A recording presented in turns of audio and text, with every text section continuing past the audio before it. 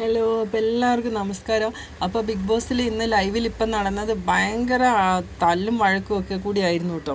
അപ്പോൾ അതിലാണ് ഇതിന് തുടക്കമിട്ടത്. ഇപ്പോൾ അനുമോള് ചെറുപയർ ഉപ്പേരിയോ അത് കുറച്ച് കൊടുത്തു, എല്ലാവർക്കും ഒരുപോലെ കൊടുക്കുന്നില്ല എന്ന് പറഞ്ഞിട്ട് ഭയങ്കര പ്രശ്നം ഉണ്ടാക്കി. അതിലെ വായിൽ തോന്നുന്നതെല്ലാം വിളിച്ച് പറഞ്ഞിട്ട് കേട്ടോ അനുവിനെ. അപ്പോൾ ഈ അനുമോളും പറയുന്നുണ്ട് കേട്ടോ, നല്ലോണം പിന്നെ ഞാൻ എല്ലാവർക്കും വേണ്ടിയിട്ടാണെന്നൊക്കെ പറയുന്നുണ്ട്. പക്ഷേ ഇവിടെ തെറ്റ് ശരിക്കും ആദിലേൻ്റെയാണ് കേട്ടോ. അവർ വെറുതെ ഒരു പ്രശ്നം ഉണ്ടാക്കിയത് തന്നെയാണ്. അപ്പോൾ അനീഷ് അനുമോളെ ഭാഗം നിൽക്കുന്നുണ്ട്, വേറെ ആരുമില്ല. പക്ഷേ നെവിനും അക്ബറും ഒക്കെ ഇതൊക്കെ ഇങ്ങനെ നോക്കി. നെവിനൊന്നും സംസാരിക്കുന്നില്ല. കഴിഞ്ഞ ആഴ്ച ഇവർ ഭയങ്കര പ്രശ്നം ഉണ്ടാക്കിയാണല്ലോ.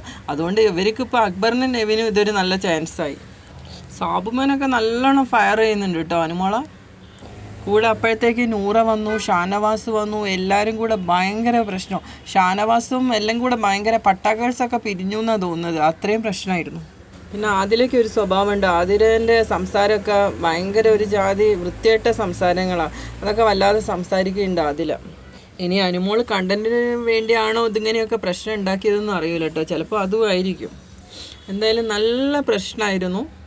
അങ്ങനെ അനുമോള് പിന്നെയും കഴിഞ്ഞ പ്രാവശ്യത്തോളം തന്നെ പിന്നെയും കിച്ചണിന് ഇറങ്ങുക കേട്ടോ, ഞാൻ ഇനി ചെയ്യൂല എന്നും പറഞ്ഞ്. അപ്പോൾ നെവിൻ പറഞ്ഞ് ഞാൻ കയറിക്കോളാം എന്ന് പറഞ്ഞിട്ട് നെവിനാണ് ഇനി അടുത്ത കിച്ചൺ ഡ്യൂട്ടി ഏറ്റെടുക്കുന്നത്. അപ്പോൾ നൂറ പറയുന്നുണ്ട് എന്നാൽ നെവിൻ കയറിക്കോ, ക്യാപ്റ്റൻ സാബുമാൻ തന്നെ, ബാക്കി ഫുഡ് കുക്ക് ചെയ്യുന്നതൊക്കെ നെവിൻ. അപ്പം നെവിൻ ഹാപ്പിയാണ്.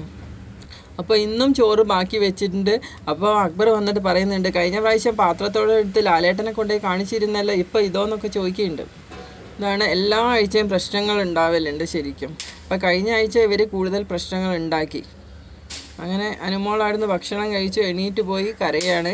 അപ്പോൾ അനീഷാണ് കൂട്ടിനുള്ളത് സമാധാനിപ്പിക്കാനൊക്കെ. അപ്പോൾ രണ്ടാളും കൂടെ പുറത്ത് നിന്ന് സംസാരിക്കുകയാണ് ചെയ്യുന്നത്. ഇനി പട്ടാ ഗേൾസ് പിരിയോ അല്ലെങ്കിൽ കുറച്ചും കൂടെ കഴിഞ്ഞാൽ പിന്നെ ഇവർ നന്നാവുമോ എന്ന് നമുക്ക് നോക്കാം.